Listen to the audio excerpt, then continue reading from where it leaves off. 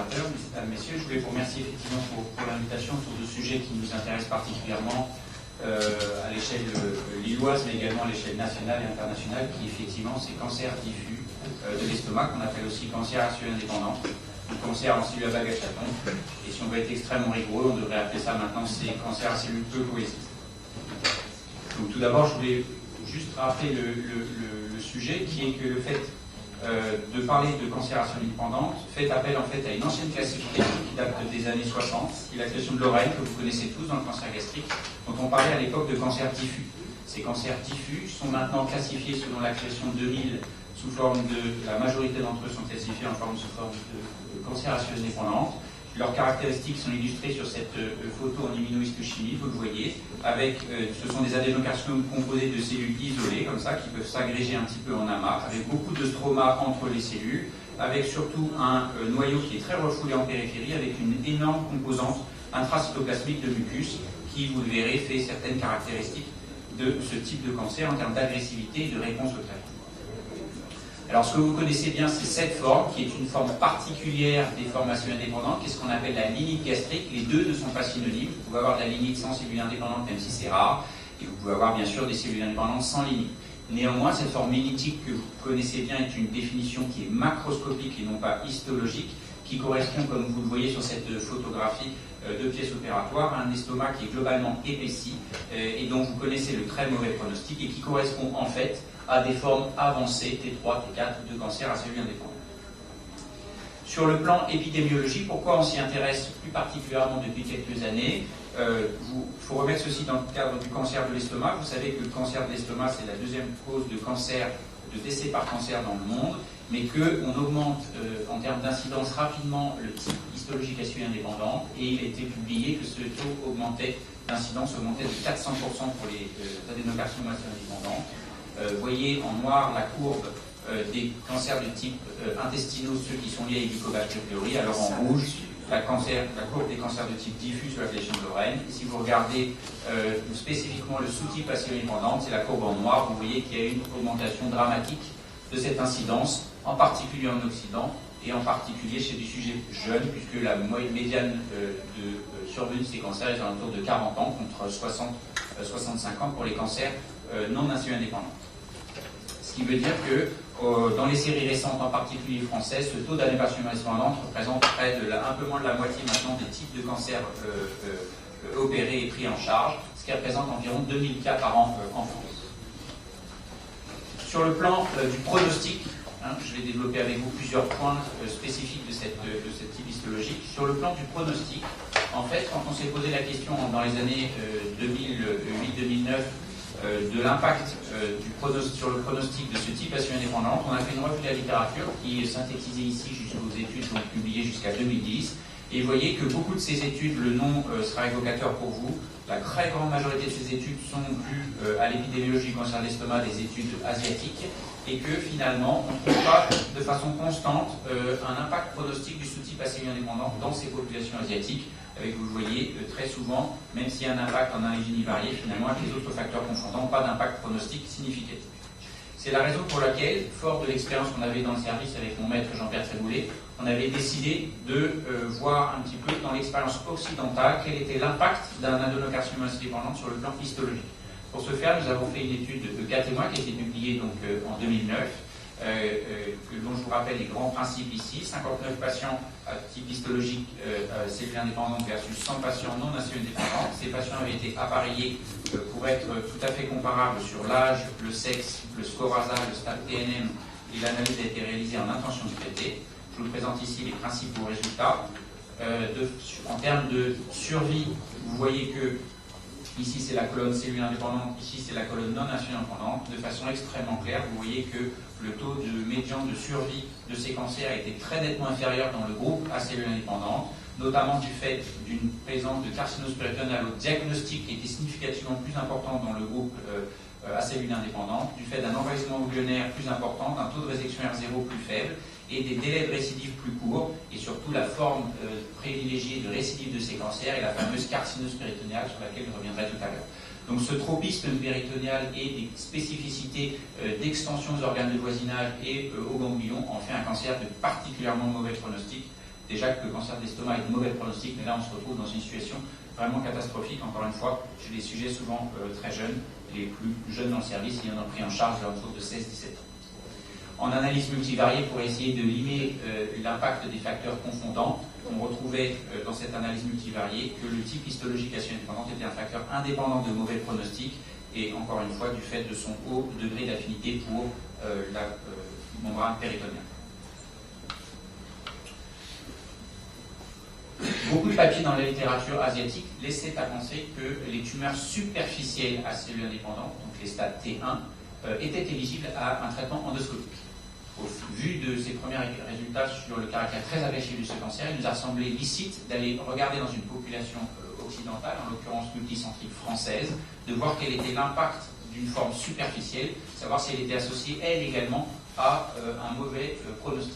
Donc on a mené une étude nationale en France avec 3000 patients enregistrés d'un cancer gastrique. On a extrait de cette base de données multicentrique avec un peu plus de 400 patients présentant une tumeur superficielle de type PTIS ou PT1, dont vous le voyez avec une comparaison des types histologiques action indépendante versus non-action indépendante. Les groupes étaient comparables, sauf bien sûr sur l'âge, ce qui était attendu puisque je vous ai dit que ces cancers survenaient chez des patients plus jeunes. Et ce qui nous a particulièrement intéressé, c'est qu'on trouvait un résultat tout à fait surprenant, qui était que le type histologique à cellules indépendantes était a priori de meilleur pronostic dans sa forme superficielle. Et en fait, c'est ce que publiaient les auteurs japonais, sauf qu'ils avaient oublié un détail qu'on a pu analyser grâce à nos statisticiens, qui est que lorsque vous ajustez sur l'âge, ce meilleur pronostic disparaît. En fait, l'âge est un facteur confondant majeur dans la mesure où ces cancers surviennent chez des populations plus jeunes, et vous comprenez bien que de ce fait, les patients ont plus de risques de décès d'autres causes de cancer lorsqu'ils ont un cancer non-action indépendant. Ça veut dire qu'au total, la forme histologique superficielle action indépendante n'est pas un facteur de bon pronostic, mais n'est pas non plus un facteur de mauvais pronostic. Ce qui veut dire quoi? C'est ce qu'on est en train de modéliser au laboratoire, que la tumeur devient agressive à partir du moment où elle franchit la sous-muqueuse et qu'elle peut rester très longtemps intramuqueuse sans avoir d'agressivité particulière. Et c'est le cas par exemple des mutations génétiques ACTH1 dont ces patients qui ont des cancers gastriques familiaux peuvent rester des années des cancers superficiels sans aucune agressivité jusqu'au moment où on leur propose une gastrectomie. C'est la raison pour laquelle on avait publié récemment une lettre au journal Clinical Oncology pour essayer de sensibiliser la population des oncologues et des chirurgiens aux spécificités, notamment méthodologiques, pour étudier ce type de cancer, suite à différents registres américains qui évaluaient le type histologique ADCI sans faire la différence avec les autres types de cancers.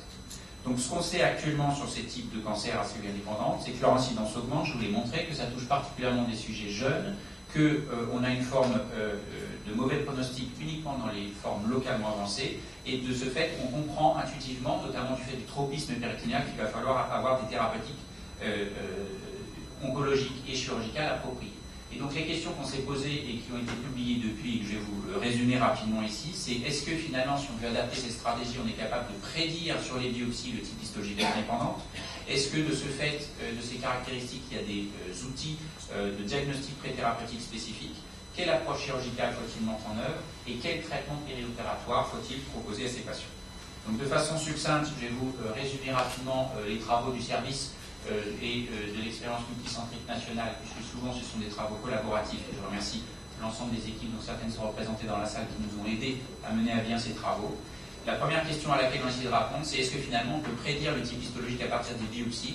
Pourquoi? Ce que je vous ai dit tout à l'heure, le type histologique action indépendante était lié à un composant majoritaire de 50% sur la pièce opératoire. Il était donc légitime de savoir si les biopsies, qui ne sont qu'un échantillon, pouvaient être prédictives du type histologique. Donc c'est ce qui a été mené sur une étude de 250, une cohorte de 257 patients. Et vous voyez ici de façon succincte que la valeur prédictive positive et négative sont élevées, ce qui veut dire qu'on peut prédire sur les biopsies le type histologique indépendant. Et on a refait un contrôle en mettant le type histologique sur la biopsie dans la multivariée qui retrouve à nouveau son facteur prédictif de mauvais pronostic. Ça veut dire que si on décide, et c'est ce qu'on va voir après, de modifier la stratégie, on peut le faire en intention de traiter à partir des résultats des biopsies, sous réserve que vos impact soit aguerri à ce diagnostic. En termes de spécificité préopératoire, oui, il y a quelques spécificités, c'est-à-dire que le bilan que vous ferez pour ces cancers n'aura pas la même valeur et nécessite quelques adaptations. N'aura pas la même valeur, pourquoi? Parce que ces formes de cancer sont des formes diffuses, très infiltrantes, ce qui veut dire que souvent les endoscopies et le scanner sont prises en défaut. Deuxième spécificité, qui est à partir du moment où je vous ai dit qu'il y avait un tropisme péritonéal, il faut absolument proposer à ces patients systématiquement une laparoscopie. C'était déjà largement évoqué dans le cancer d'estomac, mais c'est absolument obligatoire dans ce type histologique. Et troisièmement, vous savez que le PET scan prend beaucoup de place dans le diagnostic en oncologie, a fortiori pour vérifier s'il y a des métastases. Sachez qu'il ne sert à rien dans ce type histologique, puisque du fait du stroma fibreux très important et de l'importance du mucus dans le cytoplasme, les cellules ne sont pas avides de 18 FDG. Concernant l'approche chirurgicale, c'est paradoxalement, alors qu'on est chirurgien là-dessus, qu'on a le moins avancé. Pourquoi? Parce qu'il y a des vrais biais dans la prise en charge de ces malades dès le départ. Sachez qu'il n'y a pas de guideline spécifique. La seule chose qu'on sait, c'est que dans les formes avancées, du fait d'une infiltration très fréquente des marges de section, il faut, à mon sens, systématiquement poser une gastrectomie totale et ne pas hésiter à élargir cette gastrectomie aux organes du voisinage dès que vous avez le moindre suspicion. Bien sûr, faire des analyses ex tempo des marges, mais sachez que les anapathes sont particulièrement en défaut sur ce type histologique pour infirmer le caractère négatif de la marge de section. Et bien sûr, du fait de l'infiltration lymphatique prédominante, il faut absolument faire un curage des deux sans SPC. Beaucoup plus de travaux et de résultats sur l'approche périopératoire. Vous savez qu'il y a plusieurs standards de prise en charge en cancer d'estomac. Un standard européen qui est, suite à la publication de l'essai de Cunningham dans le New England en 2006, une prise en charge par chimiothérapie avant et après l'opération, une stratégie périopératoire, versus une stratégie américaine qui est, suite à la publication de l'essai McDonald, toujours dans New England en 2001, plutôt une radiochimiothérapie adjuvante. On a essayé de regarder dans ces essais, dans tous les autres essais publiés, parce qu'il y en a eu d'autres depuis, notamment français, dans l'équipe de Marc Ichou, savoir s'il y avait eu une analyse du sous-type histologique acélulant. On a la surprise de voir qu'il n'y avait aucune analyse dans ces essais de stratégie périopératoire du type histologique acélulant indépendante.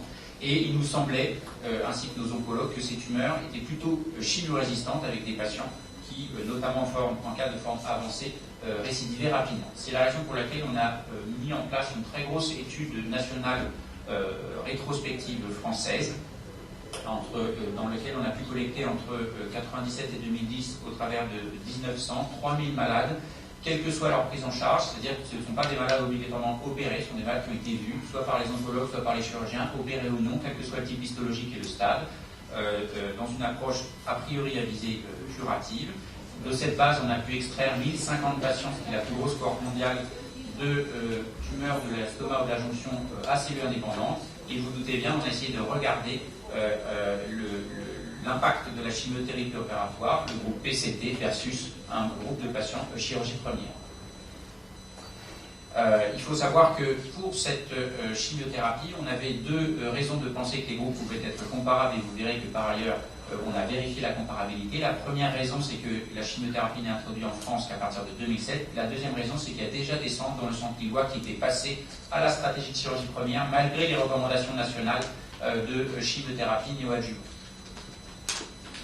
Voici les caractéristiques de la population. Rapidement, pour vous dire qu'il n'y avait pas de différence entre les deux groupes, notamment en termes de tous les facteurs pronostiques habituels du cancer d'estomac et en particulier le stade TNM. En termes de, et là il y a déjà des résultats intéressants, en termes de procédure chirurgicale, vous voyez qu'on a eu plus besoin de gastrectomie totale, c'est-à-dire d'élargir le geste dans le groupe des patients qui recevaient paradoxalement une chimiothérapie néoadjuvante. De la même façon, l'extension des organes de voisinage est significativement plus fréquente dans le groupe des patients qui recevaient le traitement le plus intensif, sans différence en termes de suite opératoire. Sur le plan histologique, vous voyez que alors que d'habitude la chimiothérapie préopératoire favorise le downstaging tumoral, vous voyez que là il n'y avait pas de downstaging, les tumeurs n'étaient pas sous-stadées grâce à la chimiothérapie, et de la même façon la taille de la tumeur n'a pas été réduite, le taux de résection R0 était tout à fait simulé, alors que tous les essais randomisés montrent un impact de diminution de la taille de la tumeur grâce à la chimiothérapie. Ce qui est intéressant également, c'est en termes de récidive, le temps médian à récidive était plus court chez les patients qui recevaient une chimiothérapie. Et évidemment, on avait pris en compte le temps, dans le temps de calcul de la survie et de la récidive, la première consultation oncologique et non pas le temps chirurgical. Et la surprise a été effectivement de découvrir sur ces courbes de survie sur des malades comparables le fait que la chimiothérapie en vert faisait moins bien que la chirurgie première, laissant à penser que ces tumeurs répondaient mal à la chimiothérapie opératoire et qu'un certain nombre de patients pouvaient progresser dans l'intervalle. En analyse multivariée du fait des facteurs confournants liés à une étude rétrospective, on a confirmé, vous voyez ici, que la chimiothérapie préopératoire, contrairement à ce qui a été montré tout à l'heure dans le côlon par Bernard Nollinger, était un facteur aggravant le pronostic des malades dans ce sous-type histologique, comme l'avaient déjà suggéré d'autres petites études. Alors on s'est dit, si on ne peut pas faire de chimiothérapie périopératoire, allons voir du côté de la radiochimiothérapie adjuvante, dont je vous ai montré que c'était le standard de prise en charge aux États-Unis. Les résultats de cette étude ont été publiés il y a 10 ans, et il y a une analyse de sous-groupe du type indépendant, de cellules indépendantes du type Lorraine, et vous voyez que de la même façon, premièrement, il confirme sur cet essai randomisé américain que le type histologique assuémandante est de mauvais pronostic, et deuxièmement, que la radiochimiothérapie n'a aucun intérêt pour ces malades dans la mesure où elle n'évite pas la récidive, ce qui était un petit peu qui confortait finalement notre notion de chimio-résistance. Donc on ne peut pas proposer de chimio néoadjuvante, on ne peut pas proposer a priori de radiochimiothérapie adjuvante, en tout cas sur la foi de ces études. Alors on s'est intéressé quand même à un sous-type particulier qui nous semblait intéressant, qui était, vous savez, ces tumeurs non pas de l'estomac, mais de la jonction entre l'œsophage et l'estomac, donc ce qu'on appelle la jonction œsogastrique, dont il y a un grand débat dans la littérature, savoir s'il faut faire plutôt une chimiothérapie et une radiochimiothérapie. On avait des analyses dans nos services qui laissaient à penser que les adénocarcinomes indépendantes de l'œsophage et de la jonction pouvaient avoir un comportement un petit peu différent de ceux de l'estomac, notamment par un risque plus faible de carcinose péritonéale.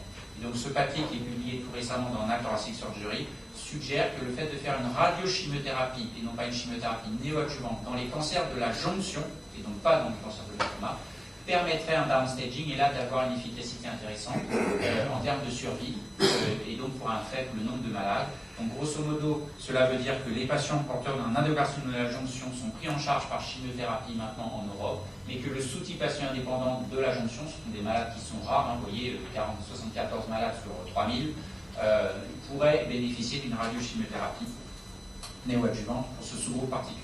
Alors évidemment, on a bien conscience que tout ceci, même si c'est sur un gros effort multicentrique avec des grosses analyses statistiques méthodologiques, reste sujet à caution du fait de caractère rétrospectif des analyses, raison pour laquelle nous avons été financés par l'INCa pour un essai randomisé qui est actuellement en cours, qui va comparer donc de façon assez simple la stratégie de chimiothérapie néoadjuvante, ici le bras A versus la stratégie de chirurgie première dans ces fameux adénocarcinomes indépendants, accès actuellement en cours. Alors vous me direz très bien, mais qu'est-ce qu'on fait maintenant avec tout ça? Ce sont des cancers de très mauvais pronostic, ce sont des sujets jeunes. Encore une fois, la médiane de survie est en général de 6 à 12 mois après la prise en charge chirurgicale, donc elle est catastrophique. Vous avez fréquemment des patients de 20 à 30 ans dans les services qui meurent de ce type de prise de cancer. Et donc on essaye d'intensifier les prises en charge. Et je vous montre ici 2 essais qui sont actuellement en cours et qui laissent quelques ouvertures quant à une amélioration pronostique de la prise en charge de ces patients. On va, sur la base d'essais dans le cancer métastatique, essayer de mettre du catumuxomab, qui est un anticorps anti-EpCAM, qui a une efficacité sur les cellules tumorales intrapéritonéales en phase 1-2. Donc il y a déjà 4 ou 5 patients inclus en France. Donc les résultats, bien sûr, seront attendus pas avant 2 ans.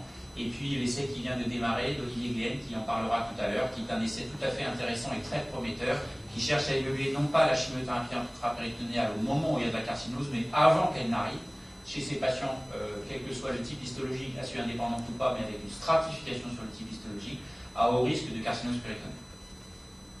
Donc en conclusion, c'est ma dernière diapositive, et puis je serai à disposition pour répondre à vos questions. Retenez que l'incidence de ce cancer associé indépendante ou type diffus d'Oren, ou à cellules peu cohésives, ou en cellule bagachaton, tout ceci était quasiment synonyme, est en forte augmentation, essentiellement chez les sujets jeunes et très particulièrement dans les pays occidentaux. Il ne faut pas attendre des pays asiatiques qui répondent à cette question. Que le pronostic est mauvais pour les formes localement avancées, mais qu'il est comparable pour les formes intramuqueuses, que actuellement notre stratégie thérapeutique, qu'elle soit chirurgicale ou oncologique préopératoire, de chimio ou de radiochimio, sont suboptimales et qui de ce fait, il y a urgence à essayer d'identifier les meilleures stratégies possibles et surtout d'attacher un peu plus d'importance à ce type histologique pour adapter nos stratégies de prise en charge. Je vous remercie.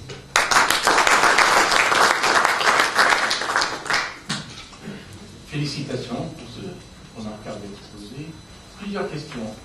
Vous avez dit que le diagnostic reposait sur des anatomopathologistes aguerris, c'est-à-dire plus de 50% de cellules. Est-ce qu'il n'y a pas de marqueurs histologiques, en particulier cathepsine E, spécifiques de ce type de cancer? Alors, quand je dis aguerri, ça veut dire que en fait, n'importe quel anapathe est censé pouvoir faire le diagnostic. La seule chose, c'est qu'à ce jour, comme c'est de la littérature récente, les anapathes ne savent pas que ça peut avoir un impact thérapeutique et donc ils ne le décrivent pas. Mais ils le voient systématiquement. Donc il faut les obliger à le décrire. Donc c'est pour ça que je sensibilise beaucoup les chirurgiens et les oncologues. Lorsque sur un type histologique, une anapathe, il y a marqué indifférencié, cellules peu cohésives, présence de cellules avec vacuole de mucus, à faire relire ces lames, pour avoir un diagnostic précis de cellules indépendantes.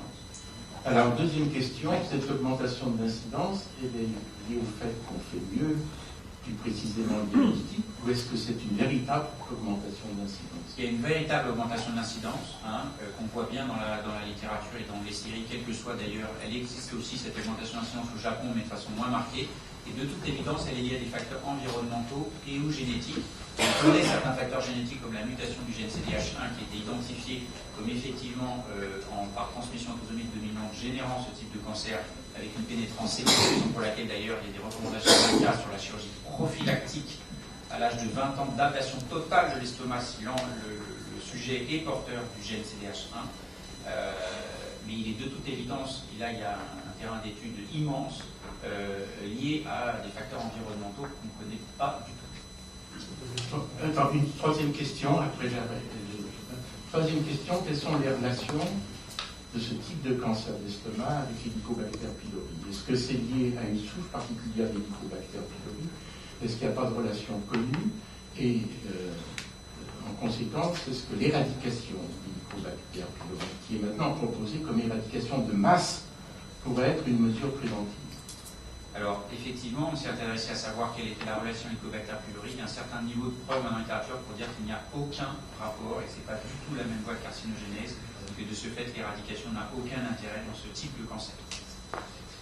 Je voulais rebondir sur les formes familiales. L'INCAR recommande de faire un curage ganglionnaire avec la gastrectomie totale. Quelle est la justification alors qu'on ne la trouve pas dans tout ce qu'on lit sur les carcinomes séminaires indépendants, notamment les formes superficielles, les formes diffuses? Toutes celles qui sont superficielles ne donnent pas d'envahissement ganglionnaire. Alors pourquoi l'INCAR a dérivé sur ce curage ganglionnaire associé? Alors la décision a été prise de la façon suivante. C'est une analyse de la littérature, des recommandations, vous savez bien, et après des avis d'experts. Évidemment, le niveau de preuve de la littérature est assez faible, parce que des patients qui sont opérés de façon à 20 ans d'une gastrectomie prophylaxtique, il n'y en a pas des centaines dans le monde. Donc il y a un registre qui est actuellement court. Donc les recommandations se sont basées sur ce qui a été publié. Il s'avère que, effectivement, lorsque le cancer reste intramuqueux, le risque d'envahissement ganglionnaire est faible. Sauf que ce n'est pas parce que vous faites une gastrectomie prophylactique que l'anapathe vous répond pas de cancer. Et la surprise, elle est fréquemment de trouver un cancer invasif. Voire, comme ça nous est arrivé plusieurs fois, des dizaines de foyers de cancer invasifs. Et que là, a posteriori, il est extrêmement préjudiciable de ne pas faire un curage à ces patients. Maintenant, ce qu'on peut discuter, c'est plutôt l'étendue du curage. Là où je vous rejoins, c'est qu'à mon avis, il est inutile d'aller faire un curage potentiellement délétère et morbide de façon prophylactique. Mais à partir du moment où on a montré qu'il y avait une grosse affinité ganglionnaire, il faut leur proposer un curage raisonnable. Bernard? Oui, je voulais féliciter Christophe Pariette pour cette étude sur l'intérêt de la chimiothérapie préopératoire. C'est une très belle étude, mais elle est rétrospective. Avec les inconvénients, l'étude rétrospective, c'est d'ailleurs qu'on ne peut pas s'empêcher de penser que s'il y avait des opérations plus larges et plus d'envahissement dans le groupe avec chimio, c'est que l'idée au départ, c'était que c'était des malades plus graves et qu'inconsciemment ou pas, on a donné de la chimio à ceux qui étaient plus graves. Donc c'est toujours le problème des études rétrospectives. Autrement dit, la conclusion de dire il faut faire un essai prospectif qui donnera la réponse, tout à fait d'accord. Et entre-temps, est-ce qu'il faut dire qu'il ne faut pas faire de chimio préopératoire? C'est vrai, moi aussi j'en ai vu ouvrir un il y a 3 mois, après 2 mois, après une exérèse, il a récidivé partout. Est-ce qu'on peut dire actuellement il ne faut pas faire de chimio préopératoire pour ces malades-là, ou on peut dire on ne sait pas, on n'est pas sûr de l'intérêt, et on attend l'étude prospective? Alors, en théorie, évidemment, il faut attendre les résultats d'études prospectives. Après, moi, je laisse juge au RCP de juger. Nous, on est très prudents également. Parce que voilà, notre RCP a déjà pris le parti 2, parce qu'effectivement on est un centre à haut volume et qu'on a vu beaucoup de patients se détériorer pendant la chimiothérapie. Après, moi je reste tout à fait d'accord avec ce qui a été mis dans le Thésaurus national de cancérologie, c'est que tant qu'on n'a pas de preuve d'un essai randomisé, il faut rester très prudent sur les conclusions de ces études. L'idée de cette étude multicentrique n'était pas de changer les pratiques, elle était d'alerter sur le fait que certaines pratiques apparaissaient comme un dogme, alors que peut-être il y avait des différences dans les différents types de cancer gastrique, en particulier à cause du risque de carcinose péritonéale. Donc l'idée, elle était là. Après, moi, je ne demande pas un changement de pratique, et je ne prône pas un changement de pratique sur la seule base d'essais rétrospectifs. Ça, je suis entièrement d'accord. Autrement dit, l'effet délétère potentiel de la chimio-préop, c'est pas la toxicité, parce qu'elle n'est pas très toxique, c'est de retarder l'opération de 3-4 mois, c'est ça? Alors, c'est plus compliqué que ça. C'est-à-dire qu'on a regardé depuis, puisque avec ce potentiel de malades importants, deux choses. La première chose, c'est qu'il y a plus de malades qui progressent sous forme de carcinose péritonéale pendant la chimiothérapie. Et la deuxième chose, c'est qu'il y a plus de toxicité de grade 3-4 chez les patients qui reçoivent la chimiothérapie. La toxicité de grade 3-4 amène un nombre de malades qui n'arrivent pas à la chirurgie plus important, et même chez des sujets de moins de 30 ans, et en plus aggrave la mortalité post-op. Ça, c'est un papier qu'on est en train de sortir, donc c'est plus compliqué que le simple délai de la chirurgie. Il y a vraiment potentiellement un impact délétère et d'une toxicité plus importante dans ce sous-type, ce qui est d'autant plus marquant que ce sont des sujets très jeunes, donc on se rend compte qu'il y a un problème. Pour revenir à des préoccupations plus pratiques, en dehors des formes superficielles, des formes familiales et des formes qui ne comportent moins de 50%, enfin plus de 50% de cellules indépendantes, est-ce qu'il y a une place pour la gastrectomie partielle avec curage? Et que fait-on lorsque sur une thèse de gastrectomie partielle, on découvre un cancer à cellules indépendantes? Alors là, c'est avis d'expert, parce qu'il n'y a pas de littérature sur le sujet. Forme localement avancée, à partir du moment où il y a au moins un TD ou un N+, gastrectomie totale, ça je crois qu'il n'y a personne qui dira le contraire dans les experts. La vraie discussion, c'est pour les formes très superficielles qui, entre parenthèses, sont extrêmement rares d'en rencontrer, fermez la parenthèse. Là, moi je pense qu'il y a clairement une place pour la gastrectomie partielle, sauf si on est dans un contexte génétique. Ce qui veut dire qu'un patient de 40 ou 30 ans qui se présente avec une forme superficielle, moi je vais tout de suite aller chercher la mutation CDH1 parce que si elle est présente, c'est une indication formelle à une gastrectomie totale. Donc je pense juste que ça doit être l'alerte à aller chercher autre chose derrière, et vous comprenez bien que la gastrectomie partielle, dans une forme génétique, n'a aucun intérêt, puisqu'il va récidiver quasiment systématiquement sur le moyen restant. Jean-Pierre Triboulet. Christophe, dans le bilan, il y a aussi peut-être une attention particulière à porter aux ovaires, parce que dans le temps, les tumeurs de Kuckelberg, c'était ça, c'était des cancers à cellules dépendantes. Et je pense qu'il faut là aussi, avant l'indication opératoire, faire très attention. C'est pas forcément des énormes tumeurs de 20 cm de chaque côté comme on a vu, mais parfois des petites choses. Et dans la laparoscopie, ça a aussi son rôle. Tout à fait d'accord. Très bien. Merci. Merci beaucoup.